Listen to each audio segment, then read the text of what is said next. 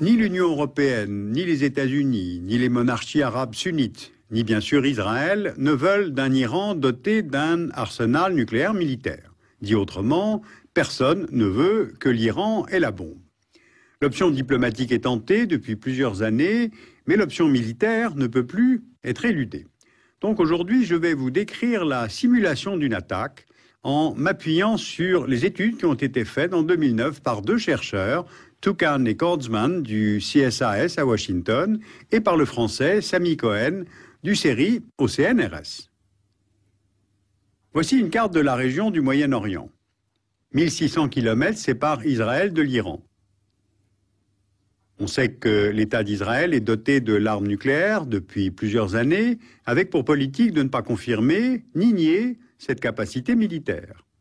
Israël complète sa volonté de dissuader de toute attaque par ce qu'on appelle la doctrine Begin, à savoir interdire à tout autre État de la région de devenir lui aussi détenteur de l'arme nucléaire.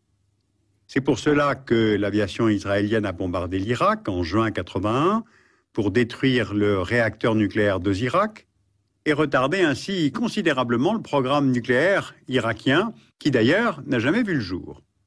Et bombarder la Syrie en septembre 2007 pour détruire le réacteur nucléaire syrien de Deir ez-Zor. Donc, qu'en est-il de la réflexion concernant le cas iranien? Depuis le temps que les tergiversations durent et que l'Iran parvient à gagner du temps, tout en poursuivant son programme nucléaire, certains stratèges israéliens et américains plaident pour des frappes préventives avant que l'Iran ne franchisse le seuil nucléaire militaire. Pour les Israéliens, la bombe iranienne serait prête avant 2012 et pour les experts de la CIA vers 2013 ou 2014. Or, il faut bien voir que nul n'osera plus attaquer l'Iran une fois que Téhéran sera doté de l'arme nucléaire. C'est d'ailleurs bien le but du régime iranien, sanctuariser son territoire. Alors les experts estiment qu'il faut donc frapper avant. Comment? En envoyant des avions opérer un bombardement loin de leur base, puis revenir ensuite. A priori, ça, on sait faire. Sauf qu'une telle attaque ne se justifie que si elle met fin au programme iranien ou au moins le retarde énormément. Or, les objectifs sont difficiles à atteindre et l'opération est très complexe à monter. Pourquoi? Analysons donc la trajectoire, les objectifs, les profits et les pertes. Décollant d'Israël, par où ces avions devraient-ils voler? Les militaires ont repéré 3 couloirs aériens. L'itinéraire idéal passe par la Jordanie et l'Irak. Il est central, il est plus court, mais pose des problèmes de relations diplomatiques avec la Jordanie, avec qui Israël a signé un traité de paix en 1994. Le couloir numéro 2, au sud, passe par la Jordanie, l'Arabie saoudite, l'Irak, et pose donc les mêmes problèmes diplomatiques. Le 3 passe par le nord. Il longe la frontière Syrie-Turquie, traverse le nord de l'Irak avant de pénétrer dans l'espace aérien iranien. C'est le plus plausible, mais c'est le plus long, donc le plus repérable. Pour s'avancer sans être repéré, l'armée de l'air israélienne devra être dotée de technologies de pointe pour brouiller réseaux de communication et radars des pays survolés. L'armée de l'air a d'ailleurs déjà fait usage de cette technologie lors du raid contre le réacteur nucléaire syrien en septembre 2007. On note aussi qu'en 2008, elle a acquis 2 avions Gulfstream G550 munis de puissants dispositifs de brouillage. Mais selon le rapport, il va tout de même falloir une centaine d'avions, F-15, F-16, plus les avions ravitailleurs, parce qu'il faut une combinaison de chasseurs, d'avions radars et de bombardiers. Donc le risque est forcément élevé. Le système iranien anti-aérien serait composé de toutes sortes de batteries de missiles sol-air, le Rapier, les missiles Hawk et Stinger américains, le Crotale français, et l'armée de l'air iranienne dispose aussi de 158 avions de combat, moins performants, mais pouvant intercepter l'aviation israélienne. À cela s'ajoute l'interrogation suivante des experts.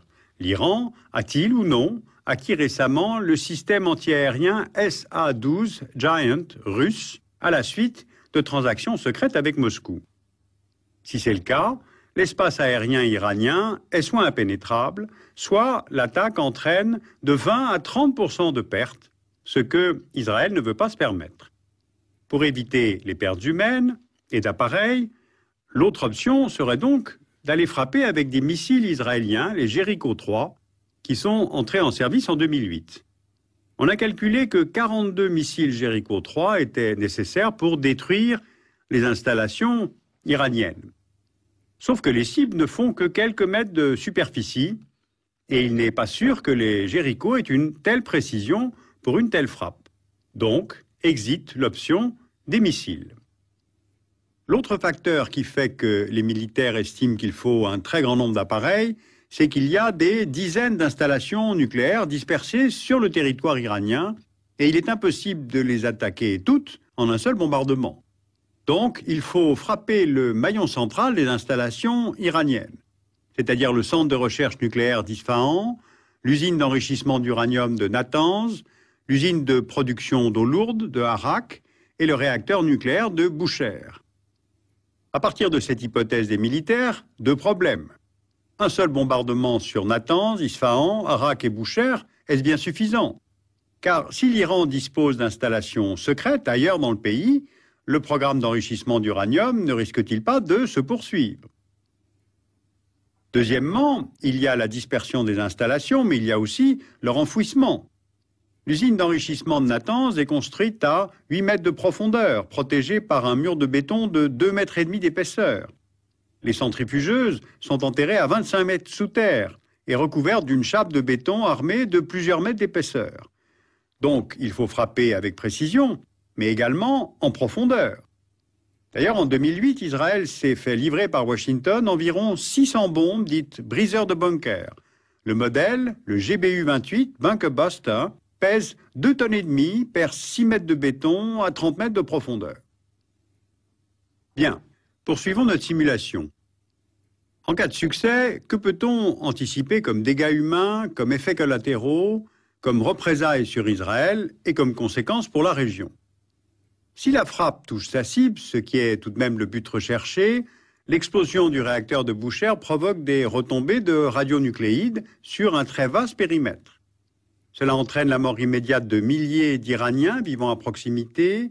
Des centaines de milliers seraient ensuite atteints de cancer. Et entre les deux périodes, du fait des vents dominants, les pays voisins seraient eux aussi largement contaminés par les radionucléides. Maintenant, les représailles. L'Iran dispose de missiles Shihab 3, dont la portée atteint Israël, on le voit sur la carte, et Téhéran pourrait riposter par des tirs de missiles à tête conventionnelle. D'ailleurs, en 2008, l'administration Bush a livré à Israël un radar américain de surveillance installé maintenant dans le Negev et servi avec l'aide de techniciens américains. Au sud du Liban, l'allié Hezbollah pourrait tirer des missiles Zelzal qui peuvent atteindre Tel Aviv. Et s'ils sont envoyés en grand nombre, l'état-major israélien confirme qu'il ne peut pas les intercepter tous. Or, depuis la guerre au Liban de juillet 2006, le Hezbollah a reconstitué son stock et disposerait de quelques 40 000 roquettes de diverses natures. À cela s'ajoutent les possibilités de passage de frontières par des kamikazes pour des attaques suicides sur le sol israélien. Et puis, Téhéran conserve aussi comme option le blocage du détroit d'Ormuz, aggravant ainsi la crise internationale, car c'est par ce détroit qu'est exporté environ 40% de la production pétrolière mondiale.